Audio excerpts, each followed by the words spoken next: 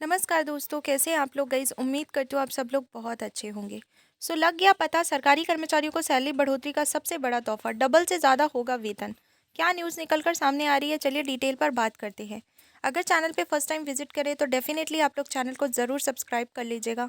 साथ ही साथ आप लोग बेल आइकन को भी प्रेस कर सकते हैं, जिससे आने वाली हर एक वीडियो का नोटिफिकेशन आप लोगों तक समय समय पर पहुंच पाए।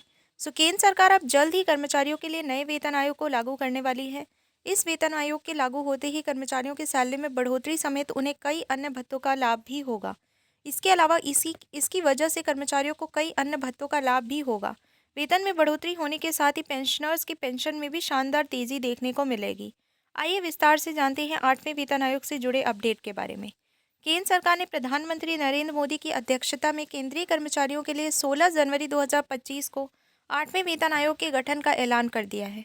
हालांकि इस वेतन के गठन को ऐलान होने के बाद से लेकर अभी तक इस पर सरकार ने किसी तरह का कोई फैसला नहीं सुनाया है। 8वें वेतन आयोग का उद्देश्य केंद्र सरकार के लगभग 50 लाख कर्मचारियों की सैलरी और 65 लाख पेंशन भोगियों के भत्तों में संशोधन करना है। इसकी वजह से सरकारी कर्मचारियों की सैलरी में शानदार वृद्धि देखने को मिलेगी। 8वें वेतन आयोग में मिलेगा इतना फिटमेंट फैक्टर। हाल ही में जारी रिपोर्ट के मुताबिक 8वें वेतन आयोग के तहत सरकार कर्मचारियों के लिए फिटमेंट फैक्टर को 1.92 से लेकर 2.86 के बीच रख सकती है। अगर सरकार कर्मचारियों के लिए 2.86% के हिसाब से फिटमेंट फैक्टर को मंजूरी दे देती है तो इसकी वजह से सरकारी कर्मचारियों की सैलरी में शानदार उछाल देखने को मिलेगा। इसकी वजह से कर्मचारियों की न्यूनतम बेसिक सैलरी 18,000 रुपये से बढ़कर 51,480 रुपये प्रति माह तक हो जाएगी। इसके अलावा कर्मचारियों की न्यूनतम पेंशन भी 9,000 रुपये से बढ़कर 25,740 रुपये तक हो सकती है। 7वां वेतन आयोग। केंद्र सरकार ने 7वां वेतन आयोग का गठन फरवरी 2014 में किया था। इसके बाद इस वेतन आयोग को नवंबर 2016 में लागू कर दिया गया। 7वें वेतन आयोग के तहत कर्मचारियों की न्यूनतम सैलरी 18,000 रुपये थी। वहीं अगर अधिकतम वेतन के बारे में बात करें तो इसे 2.5 लाख रुपये प्रति माह के हिसाब से तय किया गया था। इस आयोग ने ग्रेड पे सिस्टम को हटाकर नए वेतन मैट्रिक्स की सिफारिश को लागू कर दिया गया था। इसके अलावा कर्मचारियों के भत्तों में सुधार और कर्मचारियों के वर्क लाइफ बैलेंस पर भी जोर दिया जाएगा। इसकी वजह से 1 करोड़ से ज़्यादा कर्मचारी और पेंशन भोगियों को इसकी वजह से लाभ होगा। 6वां वेतन आयोग। केंद्र सरकार द्वारा 6वें वेतन आयोग का गठन अक्टूबर 2006 में किया गया था। इसके बाद इस वेतन आयोग को मार्च 2008 में लागू कर दिया गया था। इस वेतन आयोग में सरकार ने कर्मचारियों के लिए पे बैंड और ग्रेड पे की शुरुआत कर दी थी। इसकी वजह से सरकारी कर्मचारियों के न्यूनतम वेतन को भी 7,000 रुपये कर दिया था। इसके अलावा कर्मचारियों के अधिकतम वेतन को 80,000 रुपये के हिसाब से तय किया गया था। इस वेतन आयोग में परफॉर्मेंस आधारित इंसेंटिव को लागू करने की भी सिफारिश की गई थी। इसकी वजह से लगभग 60 लाख कर्मचारी लाभान्वित हुए। 5वां वेतन आयोग। 5वें वेतन आयोग का गठन अप्रैल 1994 में किया गया था। इसके बाद इस वेतन आयोग को जनवरी 1997 में लागू किया गया था। इस वेतन आयोग के तहत कर्मचारियों को न्यूनतम वेतन के रूप में 2550 रुपये दिए जाते थे। वहीं अगर अधिकतम सैलरी के बारे में बात करें तो ये 26,000 रुपये प्रति माह के हिसाब से तय की गई थी। वेतन आयोग में सरकारी दफ्तरों को आधुनिक बनाने और वेतन ढांचे को सरल करने की सिफारिशों को लागू किया गया था। इसकी वजह से लगभग 40 लाख सरकारी कर्मचारियों को इसका लाभ हुआ। चौथा वेतन आयोग। केंद्र सरकार ने चौथा वेतन आयोग का गठन सितंबर 1983 में किया था।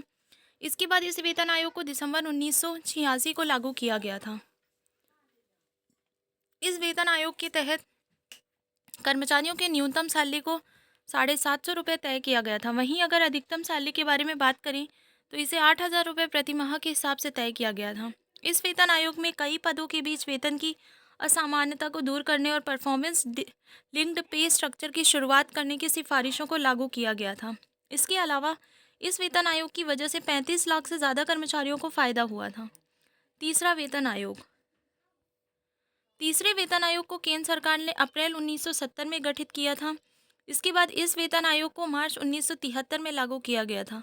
इस वेतन आयोग के तहत कर्मचारियों की न्यूनतम सैलरी को 185% और अधिकतम सैलरी को 3500% प्रति माह के हिसाब से निर्धारित कर दिया गया था। इस वेतन आयोग में सरकारी और निजी क्षेत्र के वेतन में समानता लाने पर काम किया जा रहा था। इसके अलावा वेतन के ढांचे में असमानता को भी कम करने पर इस वेतन आयोग में काम किया जा रहा था। इस वेतन आयोग की वजह से लगभग 30 लाख सरकारी कर्मचारी को लाभ हुआ था।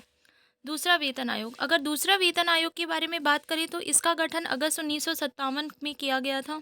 इसके बाद इस वेतन आयोग को अगस्त 1959 में लागू कर दिया गया था। इस वेतन आयोग का उद्देश्य कर्मचारियों के लिए महंगाई और अर्थव्यवस्था के संतुलन बनाए रखने पर ध्यान देना था।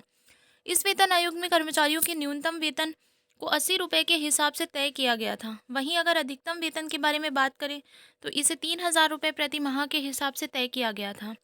इस वेतन आयोग में समाजवादी संरचना की अवधारणा को सामने रखा गया था। इसकी वजह से लगभग 25 लाख कर्मचारी को लाभ हुआ था। पहला वेतन आयोग। केंद्र सरकार ने पहले वेतन आयोग का गठन मई 1946 में किया था। इसके बाद इस वेतन आयोग को मई 1947 में लागू कर दिया गया था। भारत की आज़ादी के बाद पहला वेतन आयोग था जिसमें कर्मचारियों की न्यूनतम सैलरी 55 रुपये थी। वहीं अधिकतम सैलरी के बारे में बात करें तो ये 2000 प्रति माह तय किया गया। इस आयोग में ने लिविंग वेज की अवधारणा को पेश किया गया था। इसकी वजह से लगभग 15 लाख सरकारी कर्मचारियों को इससे लाभ हुआ था। सो भाई ये थी कुछ न्यूज़ जो मैंने डिटेल में अभी तक जितने भी पे कमीशंस आए हैं इन पास्ट उसके बारे में पूरा डिस्कशन करने की कोशिश करी। एंड आई होप कि ये वीडियो कहीं ना कहीं आपको काफ़ी कुछ इंपॉर्टेंट अपडेट लेकर आई होगी। और अगर आपको चैनल पे लाई गई अपडेट अच्छी लगी है तो आप लोग फ्यूचर के लिए डेफिनेटली इस चैनल से जुड़ सकते हैं, क्योंकि ऐसी न्यूज़ आप लोगों को समय समय पर देखने के लिए मिलती रहेंगी। So that's all in this part guys. मिलते हैं अगली वीडियो में। जय हिंद, जय भारत।